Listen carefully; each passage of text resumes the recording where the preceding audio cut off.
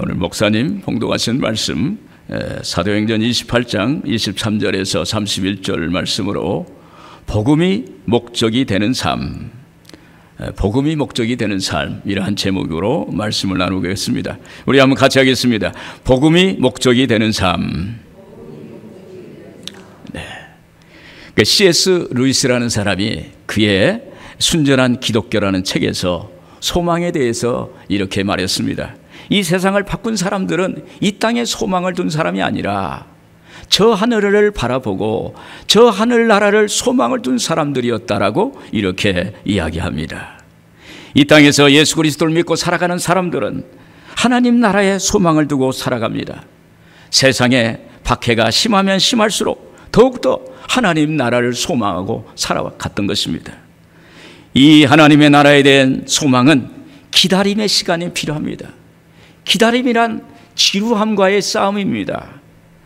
기다림의 반대말은 뭘까요?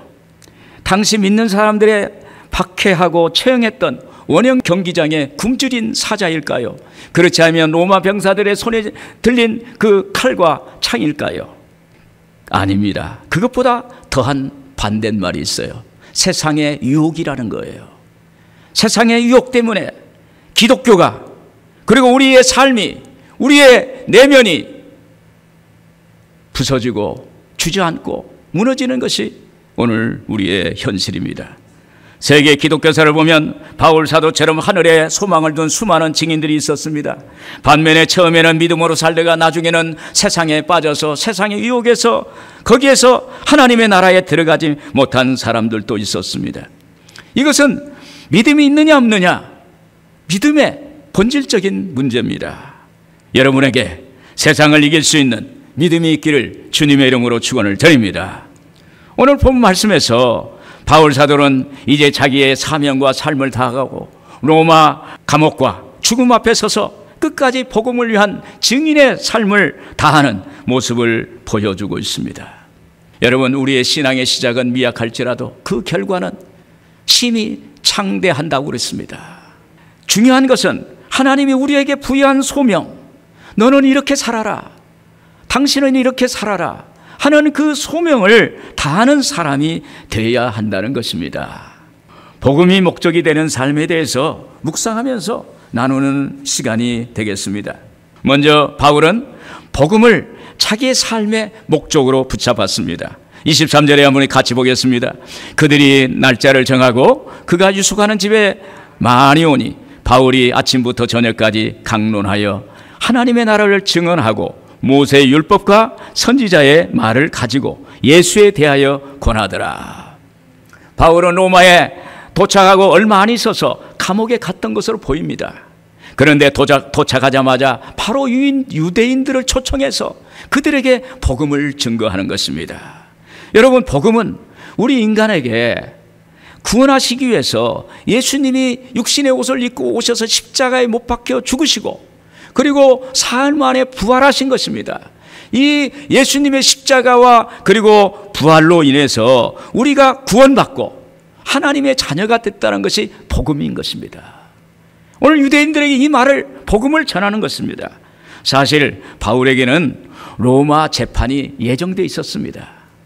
보통 사람 같으면 재판을 준비하기 위해서 변호사를 초청하든지 동료를 초청하든지 법적으로 대응하려고 이렇게 준비했을 것입니다. 그런데 바울은 달랐습니다. 그는 재판받는 갇힌 몸인데도 오직 자기의 삶의 목적인 복음을 붙잡았습니다.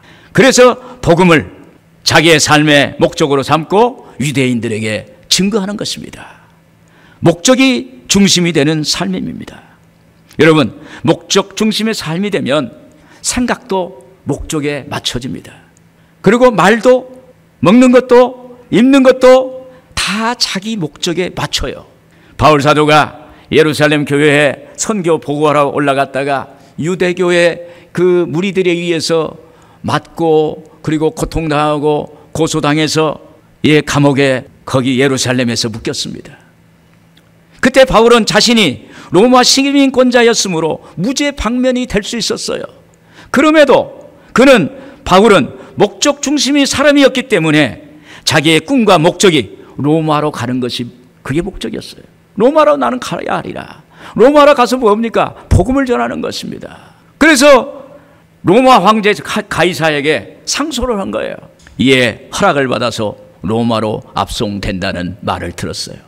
로마로 간다는 그 말에 바울은 가슴이 뛰었습니다. 마음이 흥분됐어요.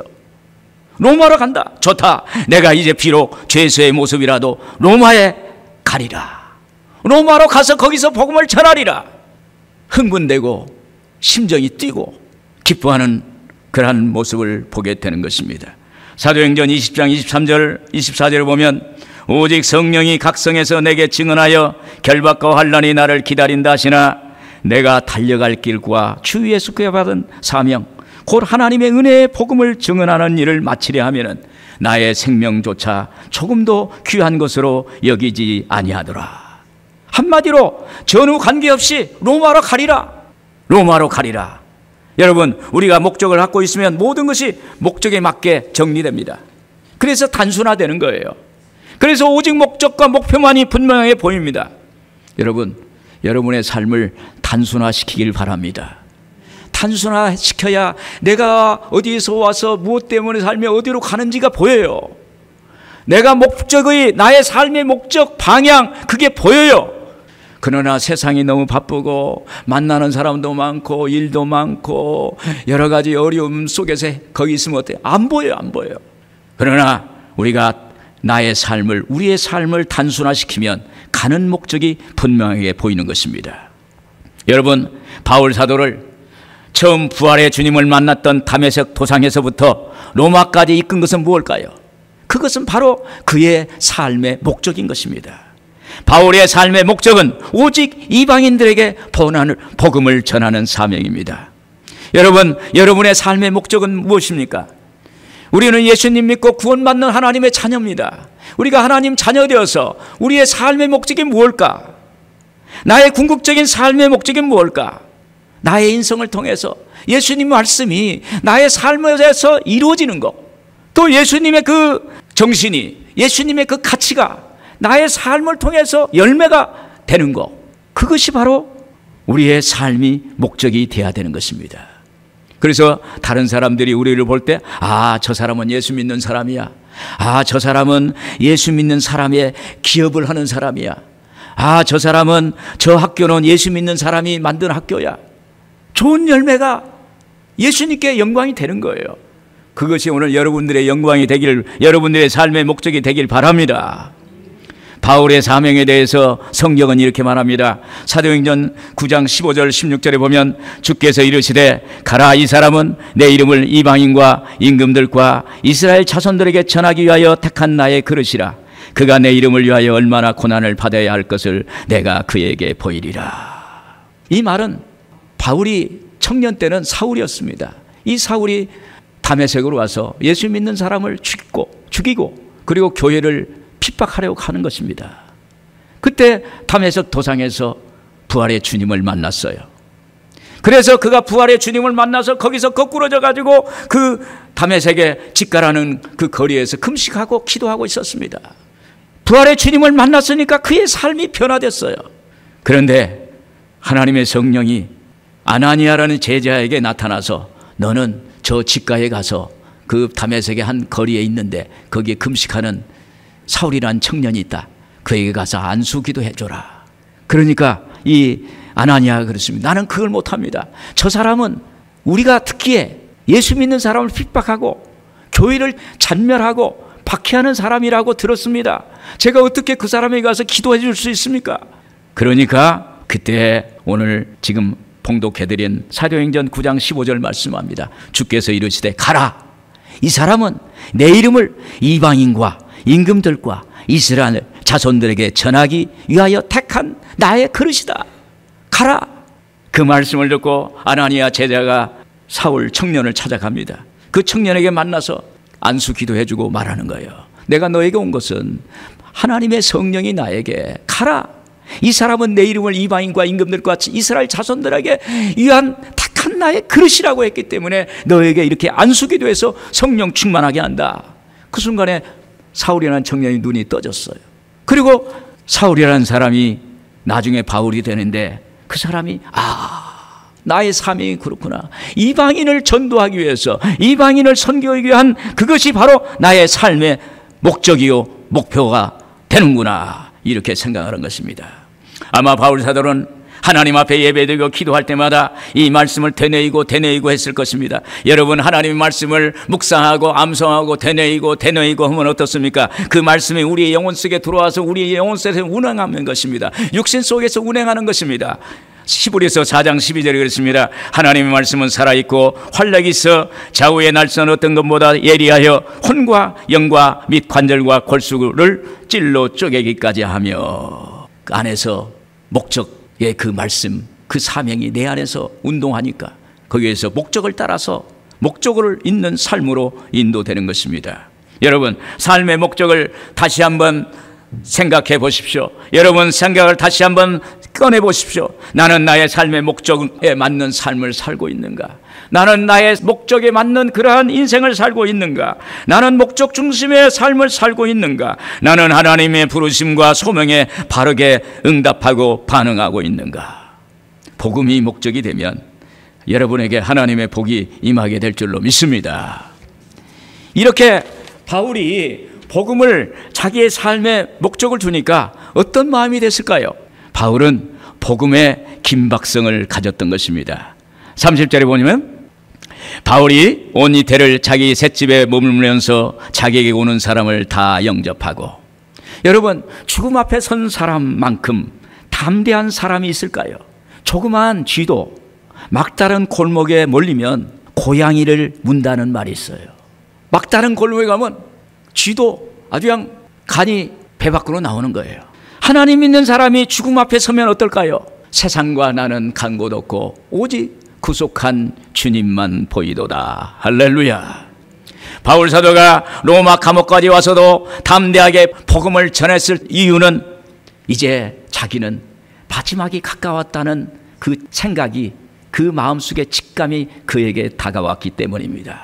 그래서 바울은 자신에게 주어졌던 마지막 2년 동안 긴박하고 절박한 심정으로 최선을 다해서 복음을 전했던 것입니다.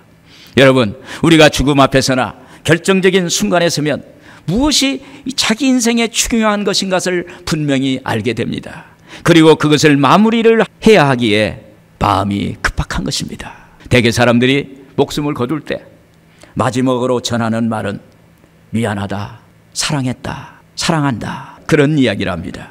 종종 텔레비나 보도자료를 화면에서 보면 자연재앙이나 큰 사고로 사람들이 죽어갈 때 가족들에게 핸드폰으로 전화합니다. 남편이 아내에게, 아내가 남편에게, 그리고 부모가 자식에게 미안해, 미안했어, 사랑한다, 여보 사랑해, 미안해, 정말로 사랑해, 마지막 가슴에 담았던 이야기를 던지는 거예요. 인생의 마지막에는 사람들이 자기의 진심으로 생각했던 것들, 자기의 내면에 담고 있었던 그 마음의 그 순전한 것을 전하고 싶어 하는 것입니다. 바울은 자기 인생의 마지막 순간에 전하고자 한 것은 복음이라고 고백합니다. 왜일까요? 그것은 부활의 주님을 만나서 영원히 죽어야 할 사람이 영원한 생명, 영생을 얻었기 때문에, 그리고 그는 교회를 핍박하고 예수 믿는 사람을 어렵게 만들었기 때문에 그는 죽어야 되는데, 그럼에도 그는 하나님이 그를 사도로 삼으시고 복음을 전하는 그러한 사람으로 만들어주신 거예요. 그걸 생각하니까 바울은 너무너무 감사하는 것입니다. 그래서 그는 이런 고백을 합니다. 살아도 주를 위하여 살고 죽어도 주를 위하여 죽나니 사나 죽으나 주의 것입니다. 할렐루야. 창세기를 보면은 하나님이 아브라함에게 찾아오시기 전에 아브라함의 아버지 데라가 205세에 하란에서 죽었습니다. 아버지 데라의 죽음은 그의 삶의 기반이 다 무너지고 자기의 삶의 배후가 다 무너진 것입니다. 그때 하나님이 아브라함에게 찾아오셔서 이렇게 말씀합니다. 창세기 12장 1절에서 2절 보면, 야훼께서 아브라함에게 이르시되 너는 너의 고향과 친척과 아버지 집을 떠나 내가 내게 보여줄 땅으로 가라. 내가 너로 큰 민족을 이루고 내게 복을 주어 내 이름을 창대하게 하리니 너는 복이 될지라. 여러분, 하나님 말씀은요 복음입니다. 하나님은 곧 너는 바로 너희 본토 고향을 떠나고 친척 아비집을 떠나서 내가 내게 보여줄 땅으로 가라고 말씀하십니다. 한마디로 너는 바로 떠나라는 거예요. 이 하나님 말씀은 복음이 아브라함에게 임하자 아브라함은 곧 떠날 수 있었습니다. 이것이 바로 복음의 긴박성을 말씀하는 거예요. 바울이 청년 사울일 때 다메섹 도상에서 부활의 주님을 만났습니다. 대낮에 사울이 다메섹을 가는데 빛이 둘러치면서 그때 사울이 엎드러집니다. 그 빛 속에서 소리가 나는 거예요. 사울아 사울아 네가 어찌하여 나를 핍박하느냐. 예, 주여 누이시오니까 나는 내가 박해하는 예수라. 그때 거기서 부활의 주님을 만났습니다. 그리고 나서 사도행전 9장 6절에 보면 이렇게 말합니다. 너는 일어나 시내로 들어가라. 내가 행할 것을 내게 이를 자가 있느니라. 복음을 들으면 너는 일어나라. 너는 거기서 떠나라. 이 말씀은 복음의 긴박성을 말하는 것입니다. 오늘 여러분들에게 하나님의 말씀이 들리면 오늘 이 자리에서 그냥 교회를 떠나는 것이 아니라 여러분의 삶에 묶여있던 여러 가지 생활 속에 있는 여러 가지 어려운 문제들로부터 떠나라는 거예요. 나를 묶고 있는 여러 가지 환경적인 문제, 여러 가지 물질적인 문제, 인간간의 그런 문제들로부터 벗어나고 오늘 복음을 받아들이라는 거예요. 그리고 복음을 전하는 삶이 되라는 것입니다. 오늘 여러분 꼭 내가 전도자처럼 나가서 복음을 전하는 것도 복음을 전하는 것이지만 여러분들의 삶을 통해서 여러분들의 삶의 열매가 예수님께 영광이 되고 하나님께 영광이 되면 그것이 복음이 되는 거예요. 할렐루야. 지금도 이 복음의 긴박성은 유효합니다. 그러므로 우리는 때를 얻든지 못 얻든지 복음을 전해야 합니다. 어느 목사님이요 배를 타고 대서양을 건너다가 배가 그 풍파에 맞아서 거기에서 풍랑을 맞아 파산하게 됐어요. 목사님 다 죽고 목사님이 판잣 하나를 잡고 가까스로 살았어요. 그런데 한 청년이 목사님 옆으로 가까이 오는 거예요. 그때 목사님이 그 청년에게 자네 예수를 믿나? 그러니까 안 믿습니다. 그러다가 파도가 쳐서 목사님하고 청년하고 또 이렇게 헤어졌어요. 그러다가 어쩌다가 또 파도가 또 쳐서 또 다시 만났어요. 그 목사님이 예수님은 하나님의 아들인데 우리를 죄에서 구원하시러 오셨네. 그래가지고 또 그 말 딱 끝났는데 또 파도 때문에 또 이렇게 헤어졌어요. 헤어졌다가 다시 만났어요. 그때 목사님이 그 청년에게 예수님 믿게. 자네 그러면 자네는 구원받고 하나님의 자녀가 되네. 꼭 예수님 믿게. 꼭 예수님 믿게 하면서 또 파도가 와가지고 또 두 사람을 이렇게 갈라놓았어요. 그러면서 그 마지막 목사님이 손짓을 하면서 꼭 예수 믿게 그래서 구원받게. 그리고 영원히 헤어졌어요.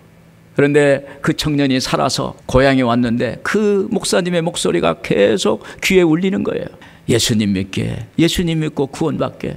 이것이 자네가 살 길일세. 그 소리가 들어서 나중에 예수를 믿게 되었다는 이야기가 있습니다. 그 목사님은 한 영혼의 구원을 위해서 자기의 삶을 다하는 순간까지 자기의 사명을 다한 것입니다. 여러분 지금이 구원의 날이요 지금이 은혜 말할 만한 때라고 믿습니다. 오늘 여러분 지금이에요. 지금 하지 않으면 아무것도 할 수가 없어요. 지금 아무것도 하지 않는다 아무것도 일어날 수가 없습니다. 어떤 결과를 우리가 볼 수가 없어요. 지금입니다. 지금 응답받아야 하고 지금 예수님 만나야 하고 지금 하나님 만나야 하고 지금 하나님의 음성을 들어야 하고 지금 기적을 체험해야 되는 거예요. 때를 얻든지 못 얻든지 복음을 전해야 하는 것입니다. 오늘 여러분에게 그러한 하나님의 은혜 축복이 있기를 주 이름으로 축원을 드립니다. 그날과 그 시는 알 수 없다고 그랬습니다. 그래서 복음의 긴박성이 있는 것입니다. 끝으로 바울은 시간과 공간을 떠나 거침없이 복음을 전했습니다. 31절 같이 한번 보겠습니다. 하나님의 나라를 전파하며 주 예수 그리스도에 관한 모든 것을 담대하게 거침없이 가르치더라. 바울 사도의 사역은 이처럼 로마에서 2년을 지내면서 복음을 전하면서 그리고 거기에서 끝나지 않았습니다. 그의 목회 서신을 보면은 2년간 로마에서 연금 생활을 벗어나서 한 차례 더 순회 사역을 선교 사역을 한 후에 다시 로마 감옥에 투옥되었다고 합니다. 로마 교회의 교부였던 클레멘트는 그 후 바울 사도가 목표로 한 서바나 스페인까지 복음을 마지막까지 전했다는 기록이 있습니다. 내가 로마로 가서 그리고 서바나에 가서 복음을 전하리라. 그 후 로마에서 투옥돼서 순교했던 것입니다. 여러분 복음을 목적으로 한 삶은 목적을 끊임없이 추구합니다. 바울은 목을 쳐서 순교를 당했는데 그 목이 떨어졌는데 바닥에서 3번 굴렀다 옵니다. 1번, 2번, 3번. 그 떨어졌는데 웅덩이가 파지면서 물이 솟구쳤다는 것입니다. 우리 한번 그림을 한번 보시겠습니다. 저게 이제 돌에 새겨진 바울의 감옥 사진입니다. 지금 철창이 있죠? 그러니까 바울이 저 감옥인데 이렇게 앉아 있을 수도만, 그리고 들어 누워야 되는 거예요. 막 일어서서 뭐 빠삐용처럼 막 움직이고 뭐 이런 시간이 아니야. 그냥 들어 눕든지 앉을 수 있는. 그런데 저기에서 바울이 참수를 당했어요. 목을 쳤는데 그 머리가 땅에 3번 떨어졌어요. 그래서 밑에 구멍은 안 보이는데 거기에 우리가 시골에 가면 바가지 있죠? 바가지보다 더 큰 웅덩이가 있어요. 거기서 물이 샘이 솟아올랐어요. 저걸 통해서 우리가 생각할 수 있는 것은, 의미를 부여한다면 복음이 목적이 된 사람의 삶은 이 땅에서 죽어도 끊임없이 하늘에서도 이루어진다는 것을 우리에게 보여주시는 것입니다. 여러분, 사도행전의 기록은 사도행전 28장 31절에서 끝나지 않았습니다. 현재 진행형이 되는 것입니다. 31절에 보면 하나님의 나라를 전파하며 주 예수 그리스도에 관한 모든 것을 담대하게 거침없이 가르치더라. 복음 전파가 계속되었다는 것입니다. 디모데후서 4장 6절 7절에 보면 전제와 같이 내가 벌써 부어지고 나의 떠날 시각이 가까웠도다. 나는 선한 싸움을 싸우고 나의 달려갈 길을 마치고 믿음을 지켰으니. 전제와 같이 하나님께 드려진 재물과 재물 사이에 포도주를 붓는데 그 부어지고 또 부어지고 재물과 재물 사이에 또 부어지고, 바울의 삶은 부어지고 부어지고 부어지고 끝까지 부어졌다는 거예요. 선한 싸움 다 싸우고 달려갈 길을 마치고 믿음을 지켰으니. 그때 하늘의 문이 열리고 하늘의 영광이 부어졌을 것입니다. 하늘의 영광이 임할 것이라고 고백하는 것입니다. 이렇듯 바울의 삶은 그의 목적이 분명한 것입니다. 이런 얘기가 있어요. 코카콜라를 세계적 브랜드로 키운 로버트 우드러프 회장은 내 몸의 혈관 속에 흐르는 것은 피가 아니라 코카콜라다. 이 말은 코카콜라의 그 브랜드 하나를 성공시키기 위해서 자기의 삶을 온전히 거기에 붓고 또 붓고 또 부어서 열정적으로 열과 성을 다하고 그리고 자기의 혼을 다했다는 것을 표현한 것입니다. 오늘 여러분, 목적 있는 삶은 그런 삶을 살아가야 돼요. 근데 어떤 분은 그러더라고요. 목사님, 저에게 그렇게 강요하지 마세요. 저는 좀 편하게 살고 싶습니다. 저는 좀 여유 있게 살고 싶어요. 그렇게 뭐 붓고 붓고 또 붓고 뭐 가고 또 가고 이렇게 살고 싶지 않습니다.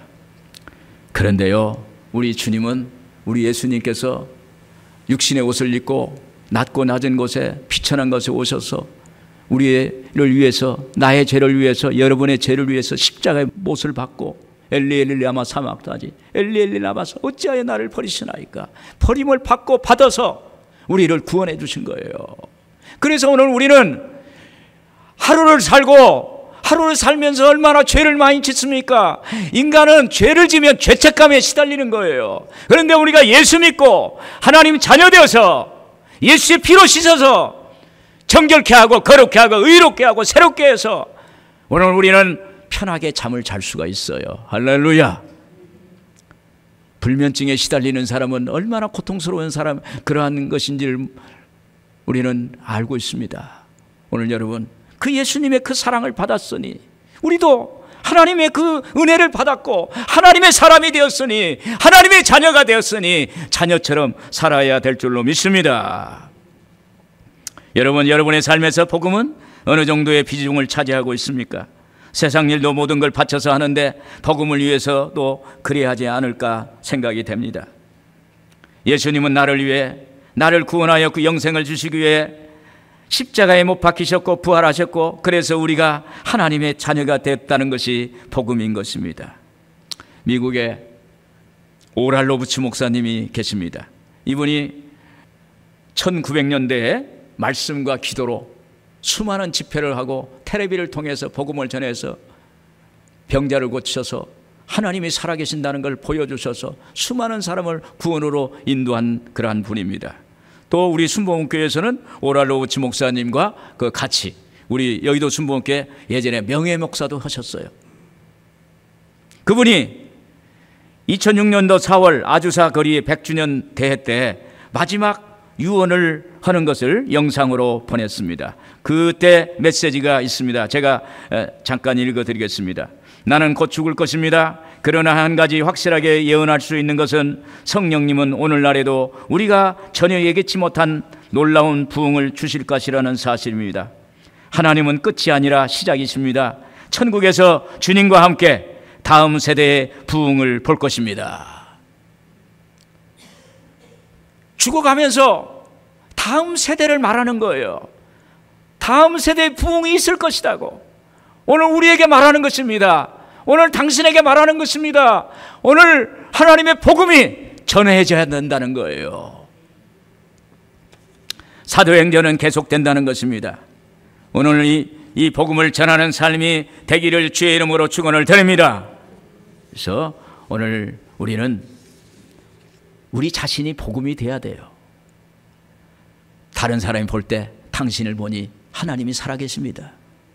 당신을 보니 예수님이 살아계시군요. 아, 내가 하나님 믿겠습니다. 이러한 삶이 돼야 돼요. 오늘 여러분들에게 복음이 목적이 되는 삶이 되기를 주의 이름으로 축원을 드립니다. 기도하겠습니다.